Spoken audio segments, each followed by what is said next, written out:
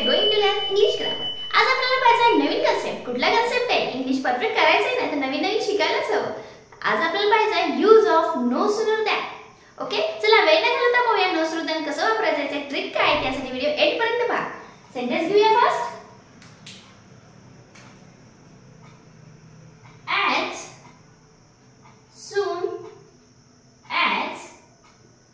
As soon as he opened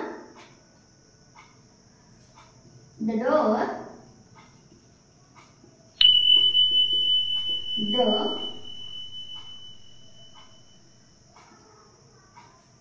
bird flew away.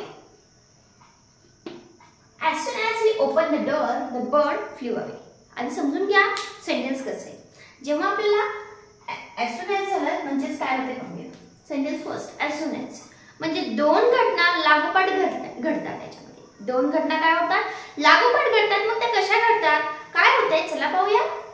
as soon as he opened the door, जसं त्याने दरवाजा उघडला तेव्हा काय झालं, the birds flew away. लगेच तो पक्षी काय झाला उडून गेला. म्हणजे उघडला दरवाजा कीच पक्षी उडून गेला. अशा दोन क्रिया लागोपाठ घडलेल्या आहेत. एकानंतर एक दोन घटना घडलेल्या दिसतात आपल्याला. मग आपल्याला या ठिकाणी जेव्हा नो सूनर वापरायचं असेल तेव्हा सुद्धा काही करायचं नाहीये, जास्त हार्ड नाहीये, सोप्या पद्धतीनेच घेऊया. चला, जे as soon as दिलेलं आहे, जसं की as soon as दिलं ते आपल्याला काढून टाकायचं, त्या ठिकाणी लिहायचं नो सूनर.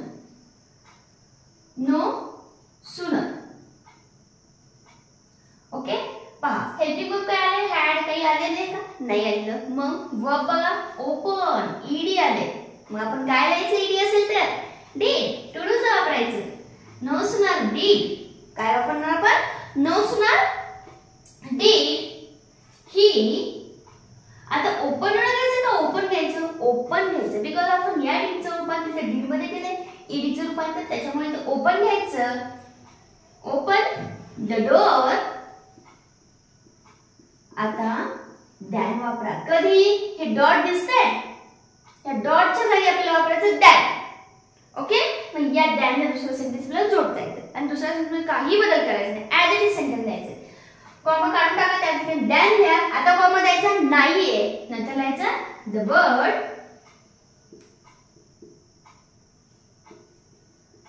फ्लेव अवे. बाकी सेंटेन्स मध्ये काहीही चेंजेस केलेले नाहीये. फर्स्ट काय चेंजेस केले, as soon as काढून टाकले, त्या ठिकाणी नो सूनर घेतलं. परत ईडी प्रत्यय आले वर्बला, म्हणजे हेल्पिंग वर्ब नाहीये. मग वर्ब बघायचं, त्याला ईडी प्रत्यय आले का काय प्रत्यय आले त्यानुसार घ्यायचे. कधी यस यस असल्यावर डज वापरायचे. आता ईडी आले मग आपण काय घेतलं डीड घेतलं. टू डूचं हेल्पिंग वर्ब डीड ही ओपन. मग ओपन घ्यायचं का नाही, डीड ऑलरेडी लिहिले मी, इथे ईडी लावायची गरज नाही. ही ओपन द डोअर, कॉमा काढून टाका, त्या ठिकाणी दॅन ठेवा. Than the bird flu away. बाकीचं सेंटेन्स ऍज इट इज लिहा. ओके, आहे ना सोपं. चला प्रॅक्टिस करूया. अजून एक सेंटेन्स घेऊया. Sentence as soon as I reach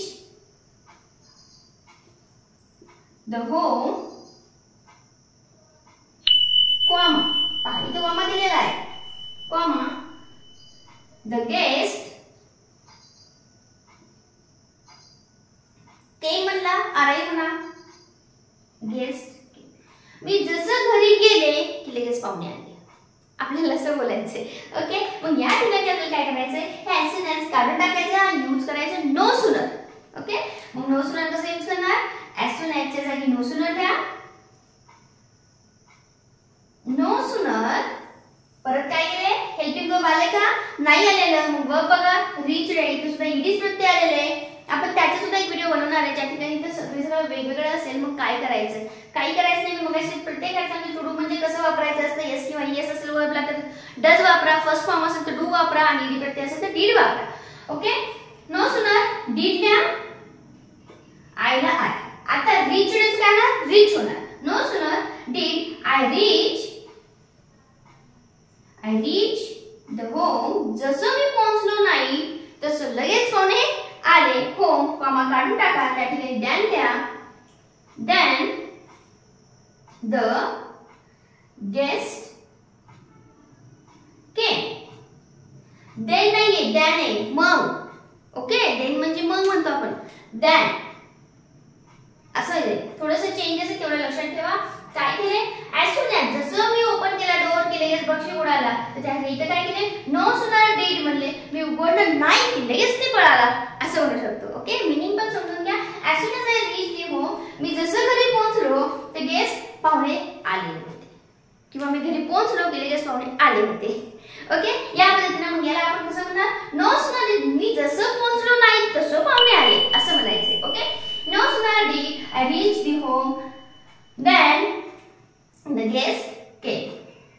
लगेच then, मग आपण then म्हणजे नंतर असतं, त्याचा वेगळा अर्थ होतो. हे then आहे, मी जसं पोहोचलो लगेच काय झाले, then the guest came, लगेच पाहुणे आले. ओके, या पद्धतीने. अजून काही सेंटेन्स मी वाटेल, as soon as होतो म्हणून आपल्याला समजलं की as soon as काढून टाकायचं, no sooner ठेवायचं. जर as soon as आलंच नाही, तर त्याचं पण एक सेंटेन्स पाहूया. स्क्रीनशॉट घ्यायचं, स्क्रीनशॉट घ्या म्हणजे आपण काय चेंजेस केले समजून घ्या. नेक्स्ट सेंटेन्स थोडंसं वेगळं आहे. आता त्या ठिकाणी as soon as नाहीये, पण वापरायचं आपल्याला no soonerच. मग काय करायचं, काही टेन्शन नाही घ्यायचं, आपल्याला शिकायचंय.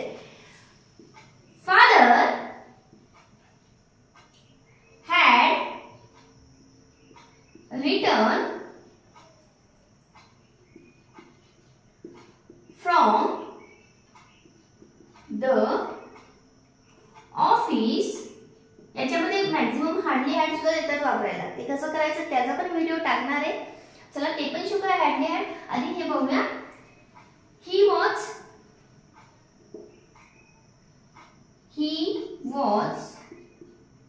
Called again. सेंटेन्सचा मीनिंग पहिल्यांदा लक्षात घ्या.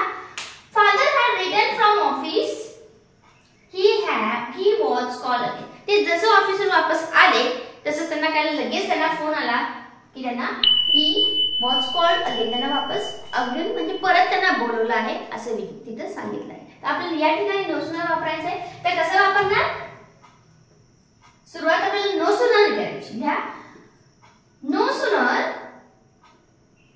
आता इथे ईडी पण आहे, मग डीड घ्यायचं का काय घ्यायचं, इथे ऑलरेडी हॅड आले म्हणून आपण इथे हॅड घ्या. No sooner had father.